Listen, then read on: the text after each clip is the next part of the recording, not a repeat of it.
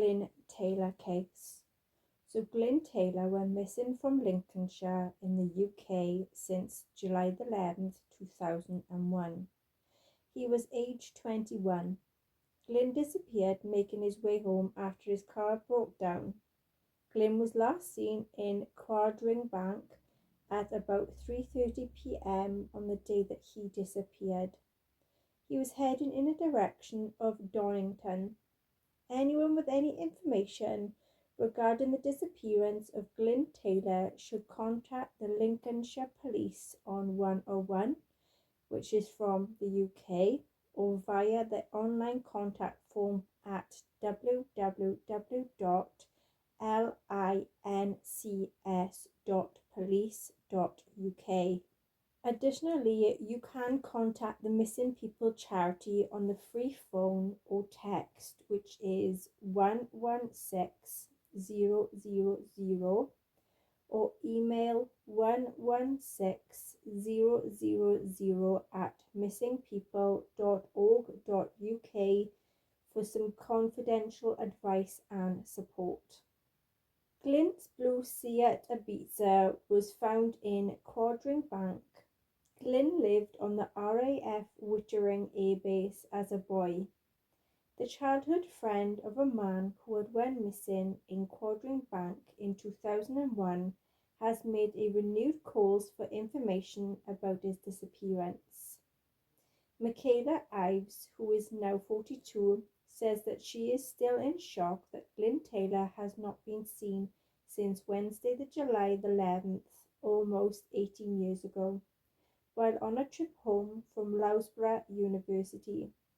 A dog search of the area was carried out and leaflets issued into shops and homes appealing for some information, but to this day there have been no further leads on what happened to him. Michaela runs a Facebook group called Missing Glyn Taylor, Spalding, Lincolnshire, and regularly updates it with messages to Glyn and photographs in hope that he will get in touch. He would be almost 40 years old this year. He may have his own family now, she said. Quote, I pray that he is safe. He has got to be somewhere. I wish I knew. It breaks my heart when I think about him. He was so young. It just baffles me what happened to him. Quote, he was about 6 foot tall and slim, with the most piercing blue eyes that you can imagine. He used to make music videos, and I can remember listening to him playing his guitar and singing. Michaela, who now lives in Peterborough, first met Glyn on the RAF Wittering base, where they had lived with their own families. He was aged around 11 to 12 years old. Quote, my dad, Chris Bell, set up a youth club on the base, she said. I got to know Glyn through that. My dad helped to teach him electronics and he learned to play the guitar. He was a lovely kid, such a sweetheart, a genuinely lovely boy. When I first heard that he had gone missing, I was shocked. I had seen him a few months before it happened, when he had come to visit me and my mum and my dad. Quite soon after, I heard that he had gone missing and I was distraught. The Spalding Guardian reported on Glyn's disappearance on our front page on July the 19th, 2001.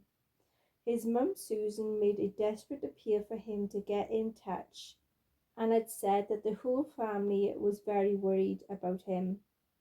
Donington Parish Councillor Jane Stanley had said, quote, I remember the reports when Glyn went missing.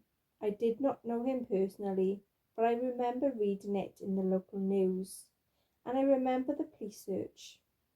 Michaela added, quote, Glyn, we are thinking about you and I hope that you are okay. People are looking for you. We won't be angry with you. I would have tears of joy actually knowing if you are okay. Detective Superintendent John McAdam, head of the Protecting the Vulnerable Persons Unit for Lincolnshire Police, had said, This has been a significant investigation over the years, and we remain committed to finding the truth behind what has happened to Glyn, and this is since his disappearance. Quote, "This will continue to be an extremely difficult time for his family and his friends, and Lincolnshire Police remains committed to investigating any new information. I would encourage anyone who has any information they haven't told us to get in touch. Our inquiry remains open and will do so until we find Glyn. If you have any information about Glyn's disappearance, you can contact the police on 101. On July 11, 2001, a letter arrived from his university showing £2,000 that is unpaid accommodation fees. He told his mother it must be a mistake and that he was going to drive to Loughborough to clear up the issue.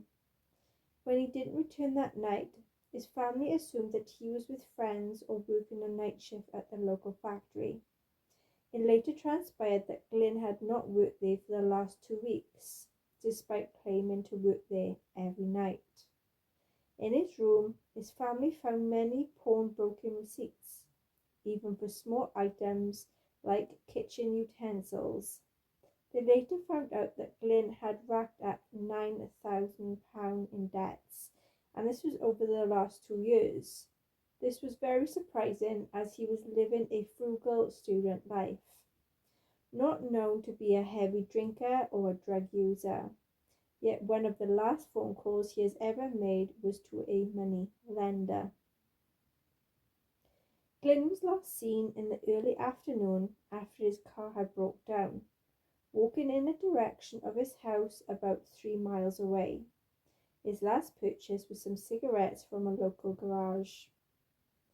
The area from which he disappeared is a flat countryside, but by no means remote.